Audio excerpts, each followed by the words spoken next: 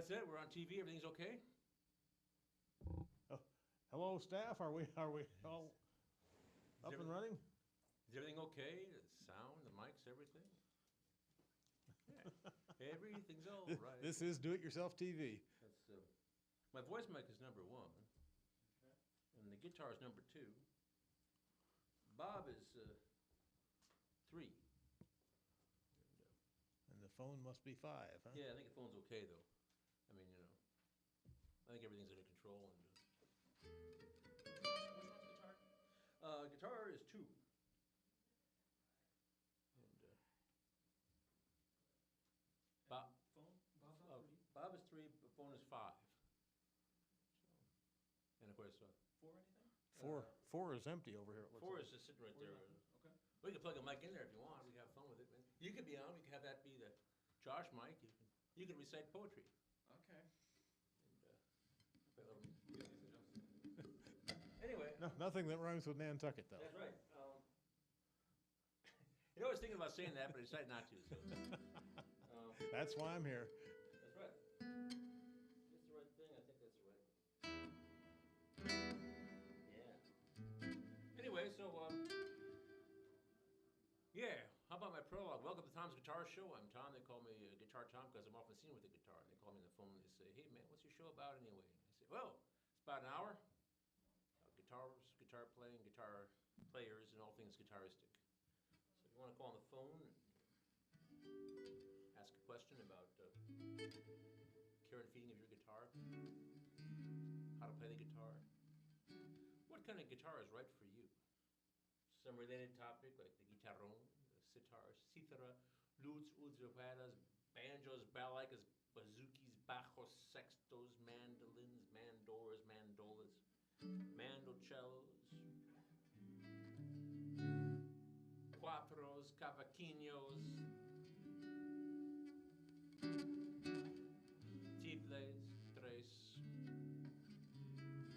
harpsichords and harps, harmoniums and harmonicas, pipe organs, piccolos, accordions or ocarinas, clarinets, clavinets, clavichords, trumpets, trombones, tromboninas,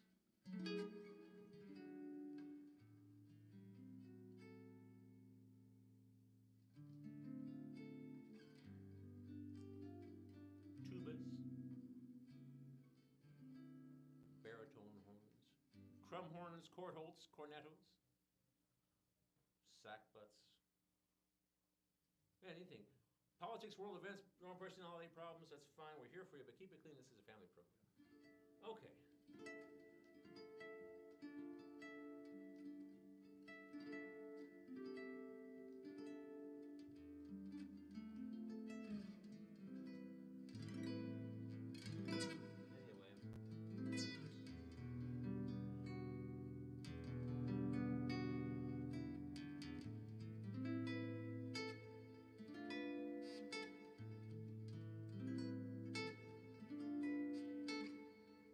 So I'm having fun with minor 6s and minor 9. Here's a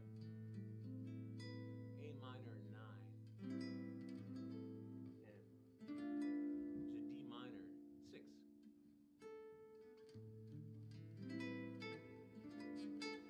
I try to teach chord theory to people, and I'm not like a big chord whiz, like genius about it. I can figure out pretty much any chord that comes my way. Well, no, I can figure out any chord that comes my way, I think. But it's not instant because I'm not that smart, but I might not be smart, but I'm experienced. But actually, I would be led to believe that I'm above average. But the thing is, a lot of times I tell people about chord theory, and their eyes just glaze over right away, and I can't keep them on track, Trying to explain it to a guy today, and up there at the college, where I'm working, and this Japanese guy, nice enough fellow, but he revealed something to me today. He's a tennis player, so he spends most of his time with tennis. He's going to college here. I mean, he's going to go. Presumably, he's going to go back to Japan, but he spends a lot of time with tennis. And as I used to say, I'm an athlete. I got an athlete's arm. I got an athlete's leg. I got an athlete's foot. Nah, I'm sorry. Anyway, but Tell him tennis rackets aren't the only place you can put catgut. That's right. That's right. Classical guitars, tennis rackets. But I try to explain chord theory to people, and I say, well, what's the difference between major and minor? Well, a chord is a triad. The building block of a chord is a triad. The 1, the 3, and the 5 of the scale. So you go like C, D, E, F, G. I didn't even go all the way up to C. No, just went. So the 1, the 3, and the 5 is a chord. C, E, G. You want a minor chord, you flat it. Okay? You flat the third. And by the time I tell somebody that, they've already lost it. They're long gone. No, man, flat the third. Yeah. Do it with another chord. How about an A chord? A, C sharp. A, C sharp, E. It's an A major chord. But make A minor, just go. Yeah. See how easy that was? So what would be a minor 6? Well, I'll put A, B, C sharp, D, E, F sharp. Put an F sharp into an A minor chord, and it sounds like this. Something very sad. About a minor 6. Yeah.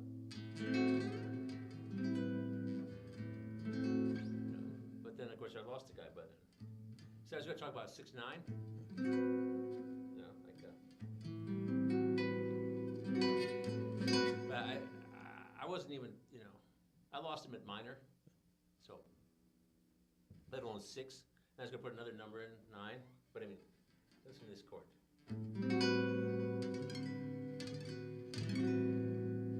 And that's cool, man. Anyway. So, keep it simple.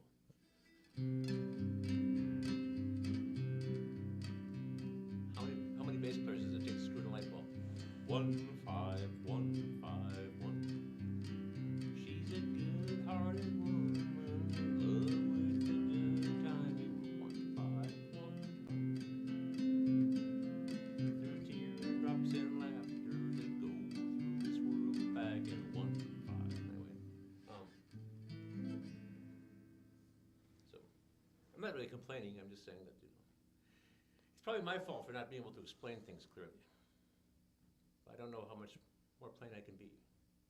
And also, I didn't make this stuff up. So.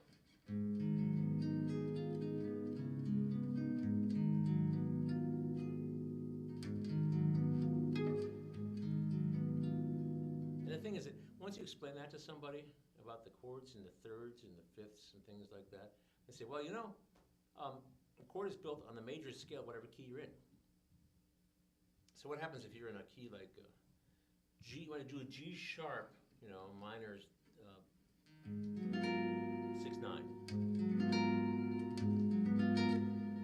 So you have to use a key signature for G sharp. Well, what would that be? Well, C doesn't have any sharps or flats, and then G has 1 sharp. That's F sharp. This is G. That's not G sharp major. This is G major. So D has 2. A has 3, E has 4, B has 5, F sharp major has 6, and C sharp major has all 7.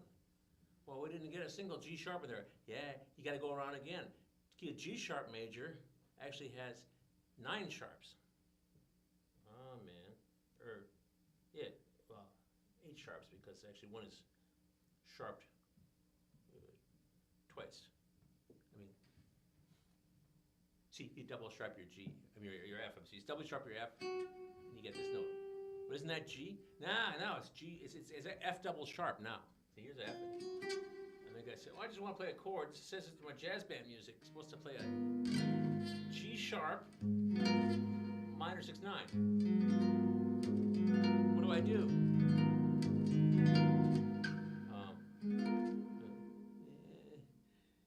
Or just look it up in your chord app on your phone. But it's not there. So, time's up. See you next week. That's my... Anyway, sorry. So this is what I do. I do that and I play my little gigs. So. What little gigs would that be? Well, this week I only have 3 gigs. I have Friday night and Saturday night at the Italian steakhouse. Bistro on 5th. Beautiful downtown Kelowna, Iowa. Tuscan Moon. Go to Kelowna, go on Highway 22. My advice is go down Highway 218, turn off at Riverside, which is the future birthplace of Captain Kirk. Exit 80. And there's, yeah, is it exit 80? Okay, I didn't know that. Okay. If you go one way, you go to the casino, but you go to the right, you go through Riverside proper, and then you'll end up another 6-7 miles down the road on Highway 22 is Kelowna. And there's a sign that says Business District. Left. Hysterical Kelowna. Hysterical, yes. And right past the Kelowna Museum with all these little buildings and stuff, which I've actually never been to. Maybe I should do that, just my tourist attraction for the day. But anyway, tell you the truth, the only time I usually go to Kelowna is when I got a gig there. And I go there about 100 times a year, and I come home about 100 times a year. Anyway, so when it says Business District, learn to turn left. You turn left. And there's this wonderful edifice that used to be the hotel in town, and it has a bunch of vines growing all over the little portico. And you might have missed your chance to have the wonderful outdoor experience, because it's kind of cold. But the indoors is the rest of the restaurant. So it's there right next to the bakery. And I'll be there. It's supposed to start at 6, so I've been starting at 6:30, but now I'm eating a little later, 6:35, 6:40 sometimes. Doesn't matter, I play late. So, sorry, it makes me tired just thinking about it. Make reservations, is my advice. And it's a swinging place, man. I mean, I have no idea if it's true or not, but I read that bistro is Russian for hurry up. oh, really? They said the Russians occupied part of France one time, and they thought the waiters in the restaurants dragged their heels when serving the Russians, Oh, I see. so they yelled bistro at the French waiters. Ah. That's interesting. Like I said, I have no idea if that's true or not, but I read it somewhere. Huh. Bistro. Bistro. Yeah. Well, I think French waiters have to hurry up. Yeah. You know, they've got an attitude that goes back to the revolution, but it's a long story. I was a mariachi for a while, when it was mariachi, and that the Mexicans, who probably spoke their native language, Indian language, when the French occupied them, they were looking for musicians to play for a marriage, for a wedding, and then in mariage, in French is marriage, they say, oh, mariachi. So that's where it came from, was wedding musicians. But I don't know if that's true either. I was watching Mars Attacks last week. Oh, that's a great movie. Yeah, and at the end of that, there's a mariachi band playing the Star Spangled Banner. Oh, is that all that was left? Or is everything like? I don't, it's just the end of the movie. I see. Natalie Portman's out, can't remember the kid, Nathan Haas, pinning a medal on him, and they've got a mariachi band there. Yeah. But no, because Tom Jones comes out and starts singing, and somewhere there's an orchestra backing up Tom Jones. So Yeah. Well, he sits there and sort of gets the beat, and then he starts singing. But Yeah. It's been a long time since I watched that. When my son was little, it gave him the creeps. He watched that, and it gave him nightmares. Yeah. But and he didn't get the Slim Whitman reference. He's like 7. So yeah, you have to remember Slim's commercials on TV. yeah. Well, that was what it was probably referenced. More number ones in England than the Beatles. Yeah, that's right. That's right. Mr. Skowinski, sir. You're just talking about your son getting the creeps from that movie. I'm actually, well, we all know that I'm actually older, and I remember the original cards, the trading cards. That movie was based on a series of bubblegum cards from like the early 1960s. And if you think the movie's creepy, if you could probably find pictures from the old card series online, but they were horribly violent and really creepy. I can remember, I never bought them myself, but I had a friend whose older brother had pretty much the complete collection, and I just looked through those once, and I remember looking up at the sky when I walked back across the street to my grandparents' house. But they were creepy and very violent. So the movie puts a little bit of a humorous twist on it, but the movie's also creepy. I mean, it gives you some of the feel of those cards. But yeah, if anybody's interested, I'm sure you could find images from it online somewhere. But man, those cards, I'll bet you a lot of kids were traumatized from those darn things. I suppose. And the credits of the movie say that the copyright is owned by Topps. Okay. Yeah, so they must, yeah, I bet you I wonder how much complete, because we're talking, I'm thinking early 60s, 62, 63, they may have been, come out the previous year, but a complete set of those cards, I bet you'd be worth quite something nowadays, so. But yeah, Wow. Mars, was it Mars Invades or Mars Attacks? Mars What- Attacks. Mars Attacks, yeah, it was gruesome, yeah. You should look that up. Anybody who's watching, you can look it up. Maybe somebody's got a card collection they can bring on the show. But I mean, just to give a quick sample, but like there was one card, shows a little boy and his pet dog, and one of these gruesome-looking Martians who the Martians in the movie basically look like the Martians in the cards, and he's blasting the poor dog, and the dog's, you know, leaping back in pain and agony, and the little boy is all shocked, and I mean, it's just. You know, it's just, and this is trading cards for kids. yeah, well, kid stuff used to be pretty nasty. Just watch a Tom and Jerry cartoon. And, Yeah.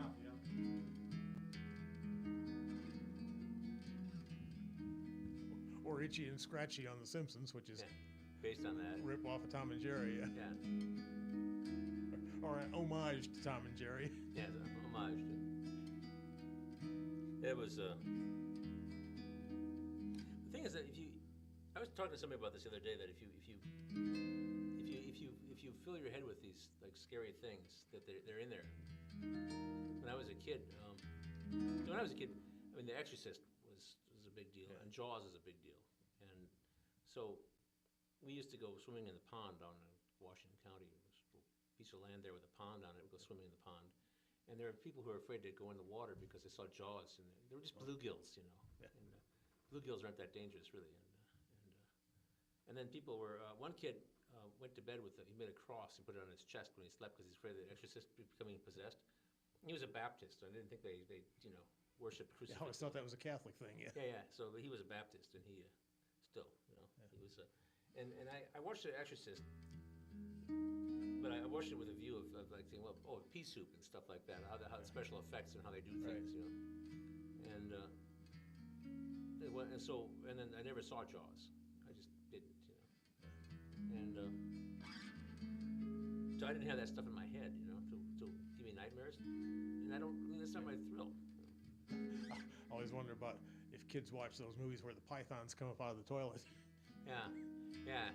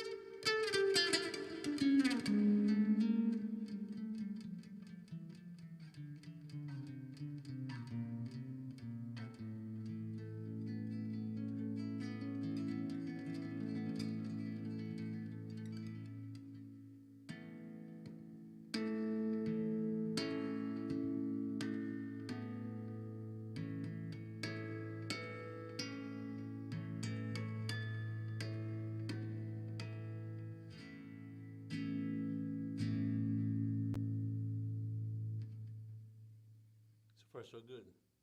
This camera. Is it possible your camera's out of focus? I probably look better this way. My camera? Uh, I will. I'm gonna zoom in, Jim. I'm not sure what it is. I'll check the focus on this camera, but they're all like that. And I'm wondering if it's a, that one's okay.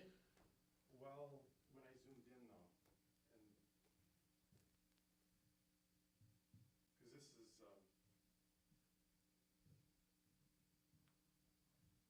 think we probably need more light to, yeah, this is in focus. It's not the camera, it's something to do with, Yeah. I don't know about this one. I know this one is okay though. The one I'm on right now, it looks pretty good.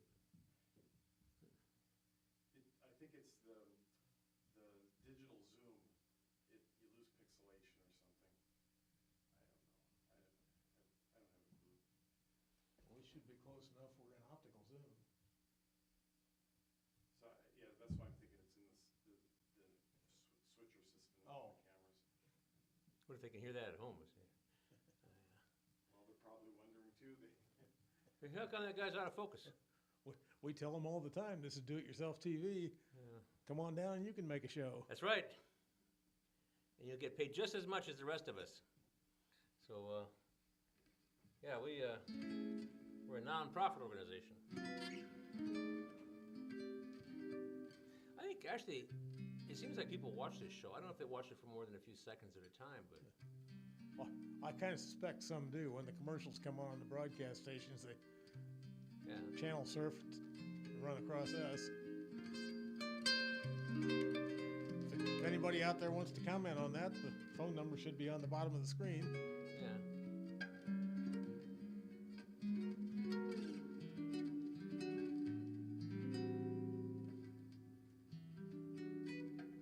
Can you believe it's October 15th already? That does seem like the year's going by awful quick, doesn't it? Yeah. I was thinking that the other day, because all the combines are out Yeah. doing the corn and beans. And A lot of them are done. Doesn't actually. seem, yeah, doesn't seem like that long ago. We're waiting for them to come up. Yeah. Well. Ashes to ashes and dust to dust. If the liquor don't get you, then the ladies must. That's right. There's a song verse for everything. No, it don't look like I'll ever stop my wanting. Anyway, yeah, well. Let's see, time is a jet plane and it moves too fast. But what a shame that all we've shared can't last. I can change, I swear. Anyway, it was Bob Dylan. A lot of songs are about the passage of time, you know.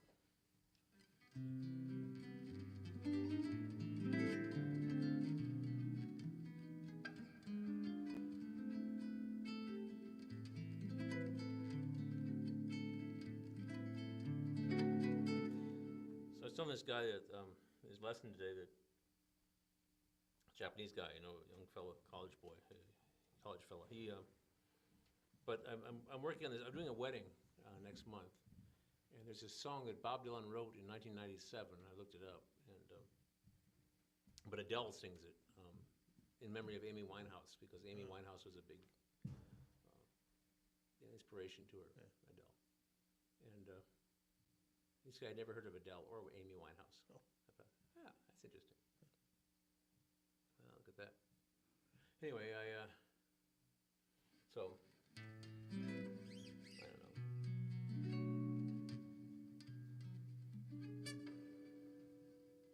A lot of people are big fans of Adele. I think she had like a really bad breakup or something like that, and sang about it or something. That was how she kind of got her start because she had a style of singing, and she also was a very emotional person. And, I was thinking, would that be really hard to do? I mean, for a living? Well, that's what Taylor Swift does, is sing about her breakups. Yeah. I saw one of the comics on TV was saying, when you're singing about the 5th or 6th breakup, maybe the problem is you. Yeah, yeah. It's true. Well, maybe it's not a problem. Maybe she has to get into relationships so she can break up, so she can have something to have songs about. Yeah. It's her job. No. I did an album called The Midnight Disease, which is available online. Allthingsguitartom.com. But it's a bunch of music that I mean, it's my own compositions. But The Midnight Disease, I was reading, somebody wrote a book about it, or it's a thing that writers would do. They have a dissolute life, so they have something to write about. They live, a certain kind of lifestyle, just so they have something to write about. Which I think is interesting, because you get in all kinds of trouble, have all kinds of problems. Because if you have too easy a life, or too kind of like vanilla suburban life, you can. Yes. Miley Cyrus said something about music executives the other day. One of the late night comics said, it's really funny. A white girl that was a billionaire when she was 11 years old talking about being held down by the man. Yeah, right. Right, that's kind of funny. But, well, like, you talk about first world problems. Yeah. So you have the glass of milk and the cookie that doesn't fit because it's too wide to fit into the glass of milk. So first world problems. But that was in relation to some modern feminism where the complaints. Yeah. People in the third world don't talk about gluten intolerance. Right. They just talk about finding something to eat. Find something to eat, yeah. Or living to be 30 or whatever.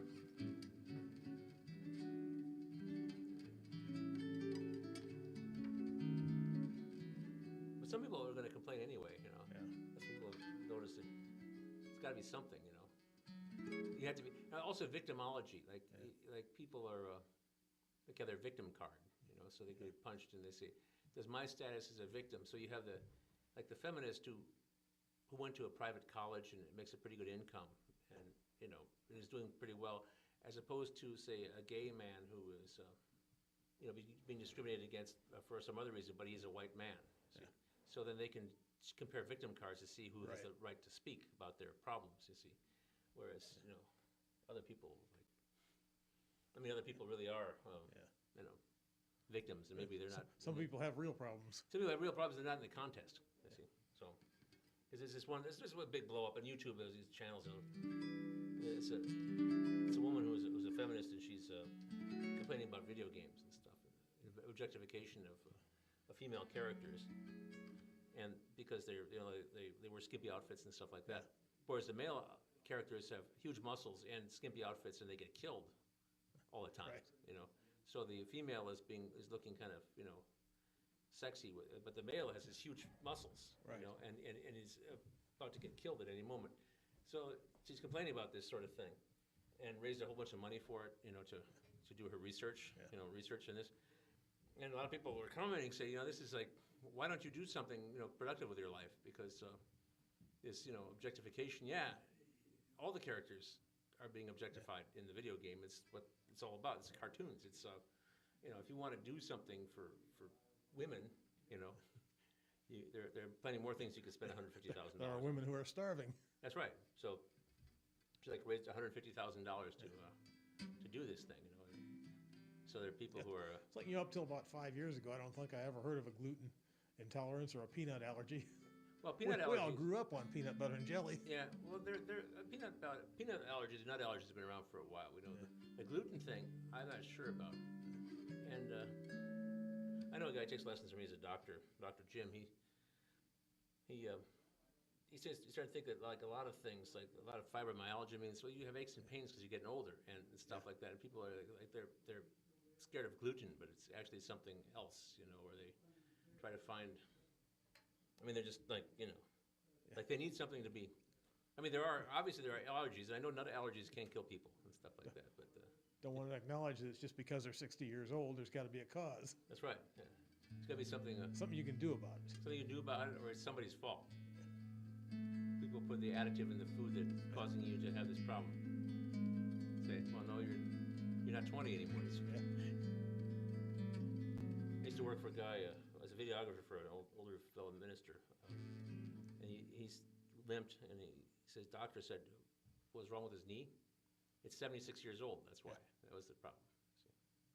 So it was 76. TMB syndrome. TMB? Too many birthdays. Oh, yeah. And here we go, talking like old fellas again. We are old fellas. That's right. I'm still the youngest one on the show. Yeah, I guess you are. Yeah. And you're old enough to join the senior center. That's right. Yeah. Oh well.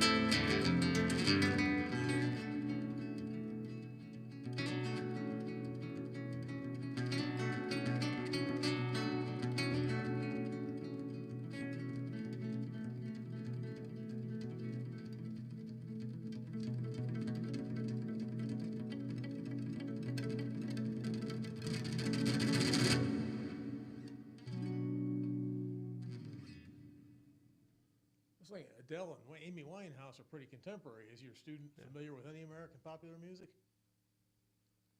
I don't know. He wants Actually, to. they're both English, but They're both English, but Western popular music. it's all like mixed together. A lot of people don't know Eric Clapton is English. You know, but a number of people say because Eric Clapton played the blues, and they say, yeah, he plays the blues like an Englishman. He's English? Come on, man. Cream. You know, Well, they were English. Anyway, how about the Beatles? They're English. Well, this guy, we just actually I just found a copy of "In My Life" by the Beatles. He wants to do that for his juries. So he's heard of the Beatles. I don't know. They were. I don't know how old the guy is. I mean, he's in college. He could be like 21. I mean, Yeah, so the Beatles had long since broke up before he was born. right. It'd be like me and Benny Goodman or something like that. I know. Yeah. Possible. Paul McCartney was playing with Wings in the 80s. Yeah. Right, but they were like the '60s were the Beatles' real heyday. Yeah. So the '60s were, well, they got their start. The Ed Sullivan Show, like 1963, that'd be 50 years ago. Well, if this guy's a college student now, he's probably in his early 20s, right? Yeah. So it'd be like So he'd basically, have been born around 1990. yeah. So like 30 years before he was born. So 30 years before- well, see, 30 years before I was born, Bix Beiderbecke was still alive. So, I mean, that's historical. Of course, maybe history. Music is timeless, though. Music is timeless, but popular music has a certain shelf life. Was it Well- Bobby Goldsboro or was it Davidson? What's his name? Davidson had kind of a baby face. John Davidson? Was it John Davidson? He had a show on TV and stuff. He was a singer. He had puffy little hairdo and a kind of baby face. Big, Could be. I mean, heartthrob. he was a popular singer, Yeah. like John in the Davidson. 70s. Yeah. Yeah. Early '70s. John Davidson. Yeah. And so was Bobby Goldsboro. Yeah.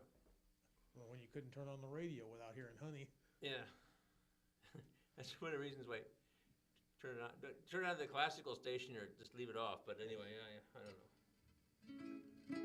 I don't know. I mean, certain pop. I mean, people talk about the '60s, but there's a lot of stuff in the '60s that people that it's not played anymore. Yeah. Kind of pop music, the bubblegum pop that didn't last. The Bad Boys, the Beatles, well, they're like the Rolling Stones, and they're still going. It's kind of funny to watch them, but like Skeletor, but anyway. Yeah, the Rolling Stones do look like the grave crypt keeper. Yeah.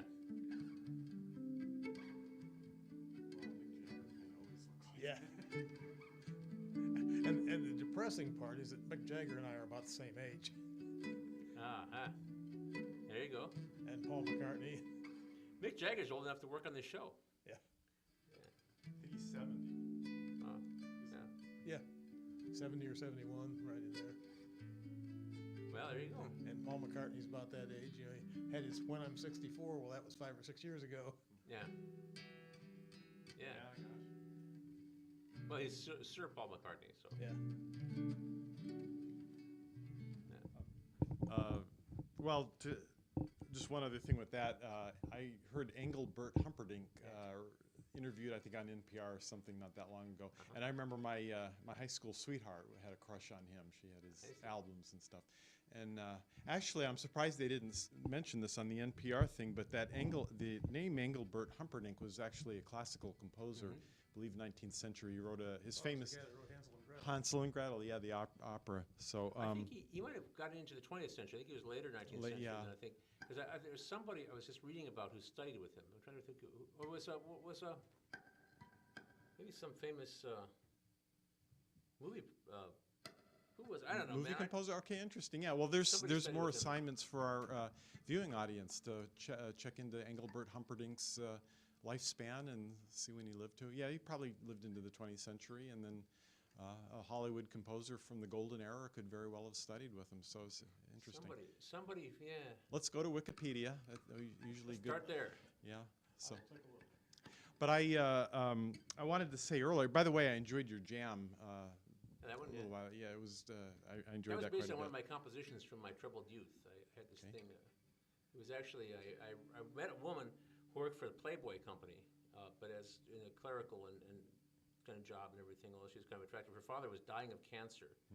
Her name was Leah, and I probably could have dated her or something, but I was, her father was maybe a composer. I mean, interesting woman. But I met her, and then I didn't, pursue her or whatever. So I wrote this little piece, thinking about her and her. Just like her Wow. father was in the process of dying. He had some terminal disease, and so he came back from California or someplace. 1854 to 1921. Okay. 1854 to 1921. Bob Engelbert just got us Engelbert Humperdinck's life and death dates. Well, I mean, okay, so that piece commemorates something that happened many years ago. So again, the timelessness of music. You bring all that back life See, in the I haven't studio. played it in a really long time, and I just wanted to play something because I like this thing I was doing because it's got this.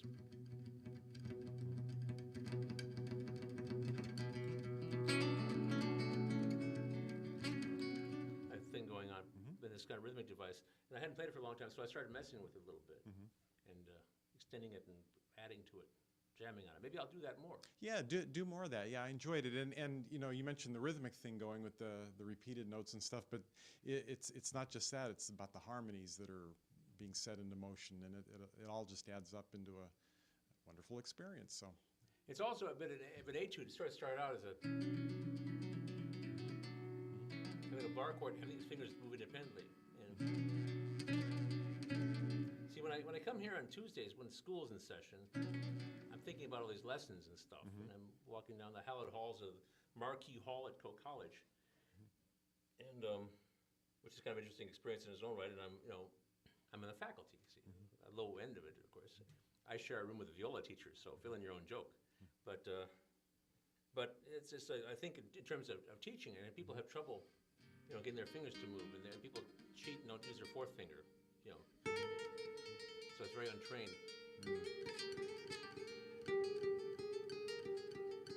So it's drilling stuff. So when I come here, I've done like a whole bunch of lessons on Mondays at home, and then a bunch of lessons at Coe College, in my little room in the back of Marquee Hall there. And I'm thinking about saying, well, if you want to play the guitar, maybe a lot of people don't want to play guitar anymore. I don't know. But it's kind of, like I was telling somebody, it's kind of hard. So I've always been kind of in favor of making up your own etudes. okay. If you find something you're not that good at, rather than like buying another book, which is fine for the publishing industry and everything. And maybe I should write a book and cash in. Well, it's interesting too how things build upon one another artistically, because your original intention was an etude, and an etude, you're focusing on a technical problem that you're exercising. So if somebody studies and performs this etude, they're getting good practice in a very specific technical thing. In this case, like a repeated note, that kind of rhythmic driving repetition. I'm assuming that was kind of the... To be able to slur with two fingers while holding a bar chord down. And have your right hand being offsetting it because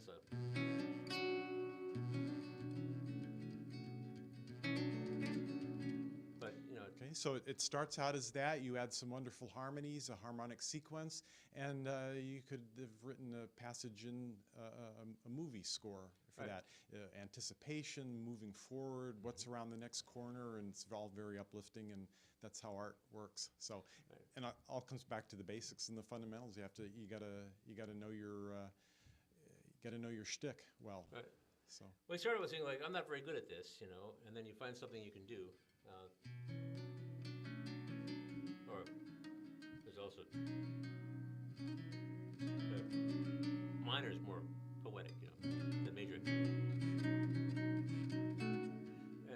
And then you meet somebody, and you have a moment.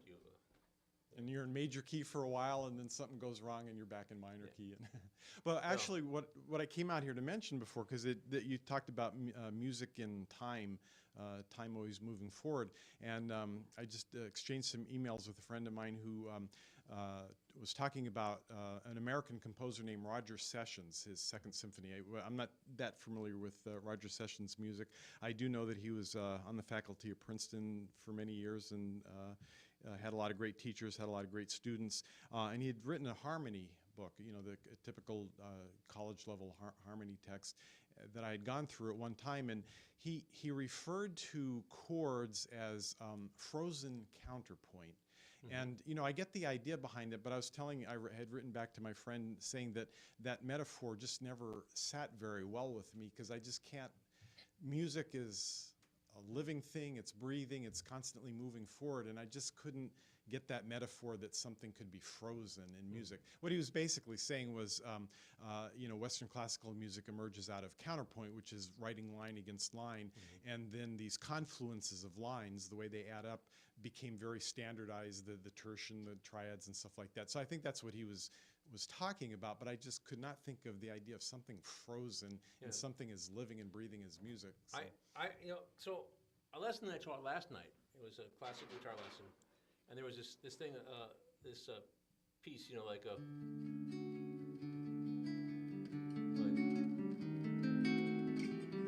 I don't know, it's an arpeggiating, it's a 16th note sextuplets.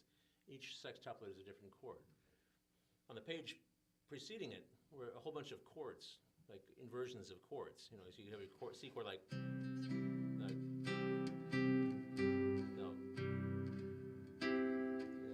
there's all kinds of different ways to play C triads and doubling notes or putting notes in different places. So you have a E on the bottom, the third in the bottom. Okay, how about the fifth on the bottom? Or like a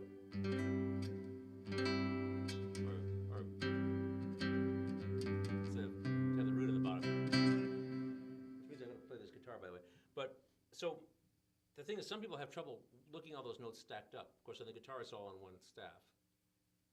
Unlike on the piano, we have two. And there's a bunch of notes stacked up, and some people have trouble seeing them. Other people have trouble seeing them, because it's arpeggio. 7. We got you. See them all it's like a...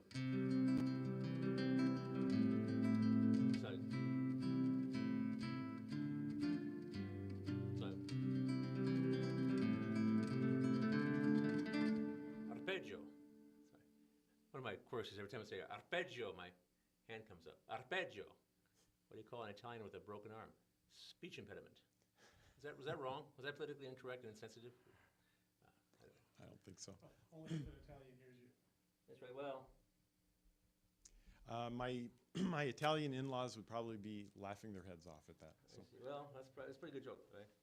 I actually, this is nothing about music theory, but years ago I went to the Ottumwa Public Library with the story lady, Deanne Wortman. We did a story, and I got you for Phil. And we were playing. We were doing a story where I was like an opera singing dried fruit salesman, raisins and dates, raisins and dates. But every time he would, and you getting all these problems, you have all these problems. This character that I played, and but he was always trying to sell raisins and dates. And so whenever he had problems, he would start swearing in Italian. Not really disgusting swearing, but kind of risque, But I was in the library in Ottumwa in front of a bunch of little kids. So, I was just saying stuff in Italian, because I used to know in Italian. He taught me how to swear real good back in the old days. But anyway, so this woman comes up pushing a little stroller, and she had an accent. She said, "You should not be talking like that in front of the children." She was complaining. And she was Italian. From the old country, and who would guess? 5 minutes, okay? Yeah, in this part of the country, you'd think Bohemian. Right. Well, I wasn't really making fun of anybody.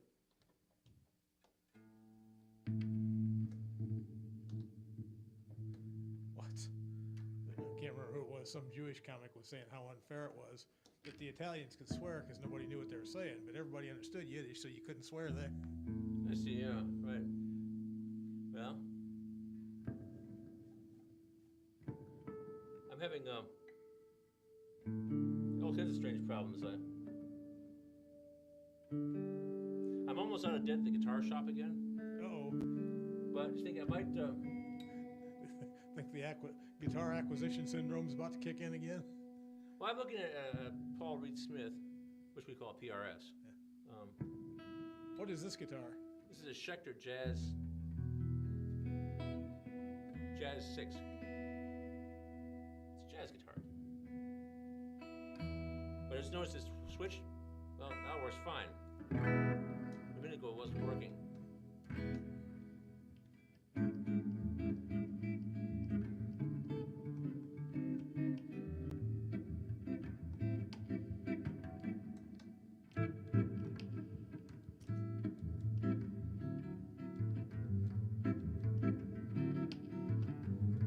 I've had this for a long time though. So I'm thinking maybe I'm thinking about maybe instead of buying new guitars, just start getting some repairs, you know.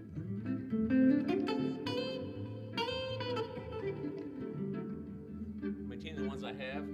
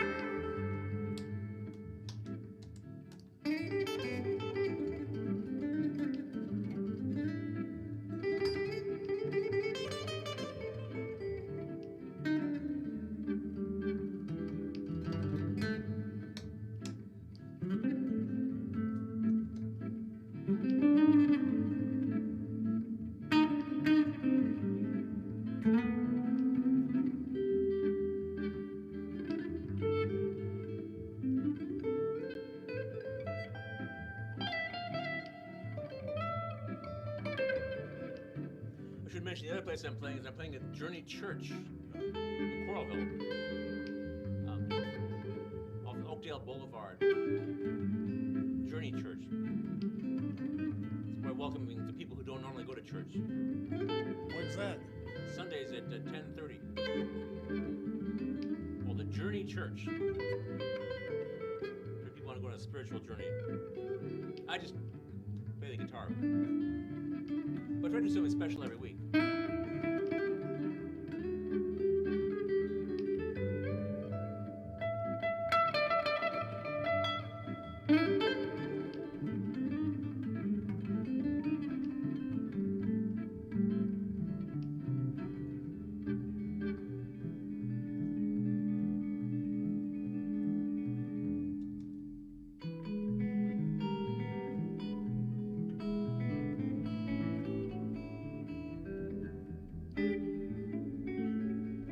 Anyway, we'll be back here next week.